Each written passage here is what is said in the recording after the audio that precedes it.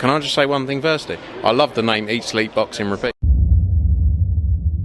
Jack Catterall will be back and looking to avenge his loss over Arnold Barboza Jr. last time out, and he is in fact facing Harlem Eubank, a fight that maybe didn't expect to see. But I mean, it's a great domestic fight, particularly after how Harlem Eubank looked last time out against Tyrone McKenna. Danny, thanks for joining me, mate. What's your instant thoughts on the news we've just heard? Yeah, it's one from left field, isn't it? I think when this fight was first being mentioned, you're sort of like, what? But in terms of realistic options for both men, it's one of the biggest fights that you could possibly make. I mean, obviously you touched on Jack Catterall's loss to Arnold Barboza. That was for the WBO interim world title. Jack's not going to get a world title shot off the back of that.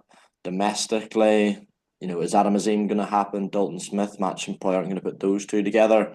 But when you Harlem Eubank, you've got a fighter with momentum, a fighter who's improving. Looked good, I thought, last time out against, albeit a faded, Tyrone McKenna.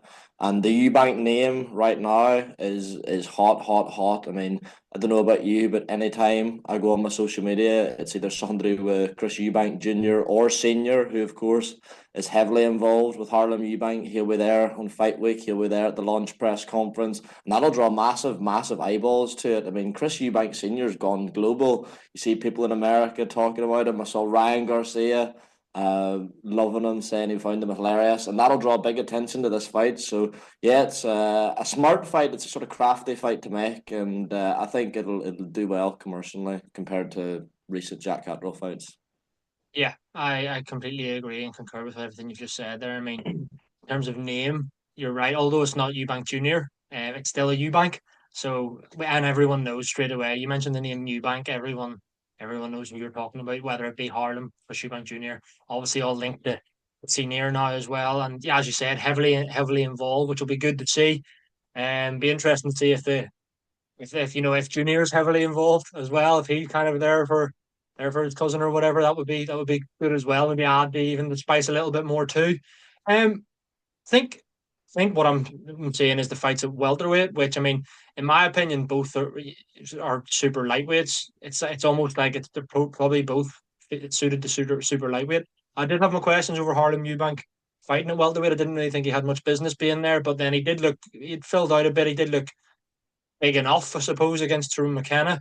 But then you could say that Tyrone McKenna is not a proper welterweight either. Then you look at Catterall, obviously, with a career at super lightweight. So maybe it was time for him to move up. Maybe that's one of the reasons that he feels he got beat by Barbosa. Maybe didn't have that energy in him down the stretch. But time will tell. But yeah, kind of it's a fight I'm excited for. And as I said, if this fight had got announced for their last fight, you're like wouldn't have really done anything for me, but there's definitely more intrigue. Now, just picking up on a couple of other things you said there, Danny.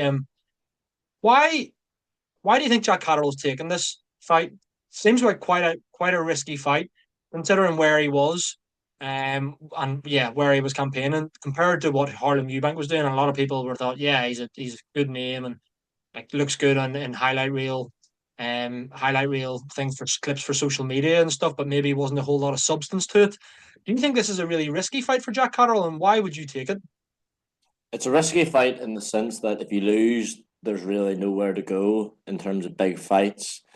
In saying that, though, where Jack Catterall is now, despite the fact it's only one loss, is a much worse position than he was before that because I mean, he's been a headliner for Eddie Hearn for the past year, 18 months, but he's not a massive name and he's not someone people are going to give, voluntary world title shots to. He's not someone big name, excuse me, big name fighters are going to fight unless they have to. And because he's not spoilt for choice, as I said earlier, Harlem Eubank is, one of the biggest fights available to him. There's not too many people that Jack Catterall could fight and headline coming off the back of a loss.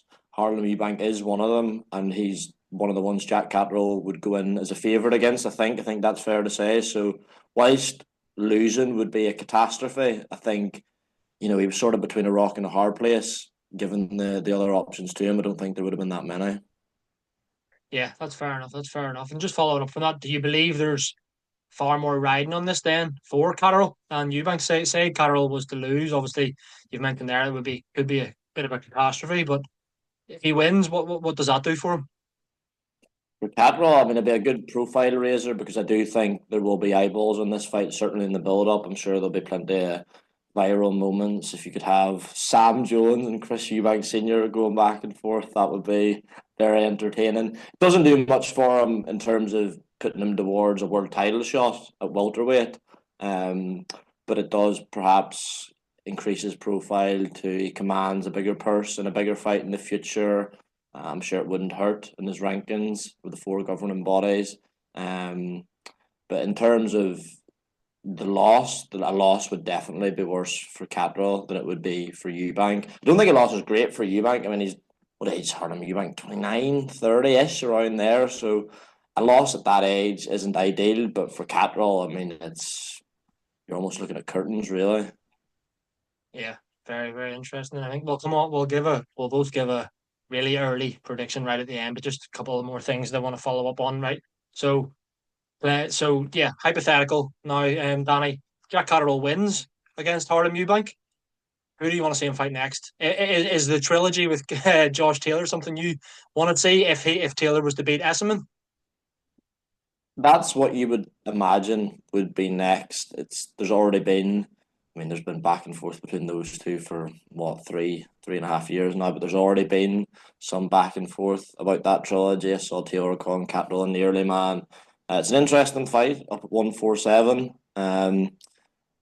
I would imagine Josh Taylor would be the one with more options other than the trilogy. A win over Esserman gets him very well ranked with some of the governing bodies. But I still think a trilogy would probably be the biggest fight, and then the winner of that maybe goes on to a world title. As I say, a win over Harlem Eubank's not going to make Jack Catterall mandatory for any of the belts, and you've got Conor Benn there. Is he going to fight Catterall? Wouldn't have thought so. Other big name fights probably still aren't as big as the trilogy, even some of the world champions. So that's what it seems like. There's been talk of a trilogy between those two on the next Matchroom v Queensbury 5v5 as part of that. So yeah, that's what my money would be on, I think. Yeah, couldn't agree more. And just before we come on to our predictions, Harlem Eubank, he gets this win over Jack Catterall, biggest win of his career. What's next for him then? You could actually see him versus Conor Benn then, I think, if he was to beat Catterall, because he's at welterweight. Benn's profile is big. That's probably a fight, even if Harlem Eubank was to beat Jack Catterall. People in and around Conor Benn would fancy that. You can do two fights between them, although I don't think Harlem, even with the win over Jack Catterall, would get close to the profile of Chris Eubank Jr. It still would be another Eubank Benn. You could create a narrative around it. If not, Harlem's young enough; he can build a name in his own right. Maybe he could look to fight Josh Taylor. I don't know, but a win for Harlem Eubank here would be massive, really big statement. Definitely. And who does win? We'll both give a prediction now. Well, why not? We've been wrong plenty of times before, so why not be wrong again? Who would you be backing right now, Danny? Jack Catterall, Harlem Eubank? It's a tricky one because Harlem did look good, although you do have to make Catterall the favourite. I think the extra £7 will help him. There's been talk of Jack Catterall being, tied at the weight for a while. Fight weeks I've worked at, you've heard rumblings that weight cut maybe not going so well. That was the case before Barboza as well. It did look like that in a couple of fights where he didn't really have those extra gears you mentioned earlier down the stretch. But if sometimes when fighters cut down to a weight for too long, even when they move up, they feel the ramifications of making that weight, even with the extra weight. And if that's the case, then Harlem Eubank's fresh, quick, hits hard enough, seems physically fit, could be a banana skin, but Catterall's mixed it at a much higher level for a long period of time now. He's a style Harlem Eubank hasn't fought, so you would have to make him a favourite for sure. Yeah, I would agree with you. Points. Yeah, I was going to say, I mean, probably more likely points. But who knows? He could move up to 147 and could be all of a sudden a big puncher. Who knows? No, I doubt it. But I would go Catterall, probably lean towards him on points here. In a fairly maybe competitive fight. I think, in my opinion right now, I think, there would be no question that I would back Catterall and probably win handily enough. But maybe I could see Harlem Eubank winning a few rounds, making it interesting at times. But yeah, I agree with you, mate. Right here, right now, I would be going Jack Catterall. So fingers crossed the fight happens, no injuries, nothing, and we get that big blockbuster fight between Jack Catterall and Harlem Eubank in the summer. Danny, thanks very much for your time as always, and I'll speak to you again very soon. Cheers, mate.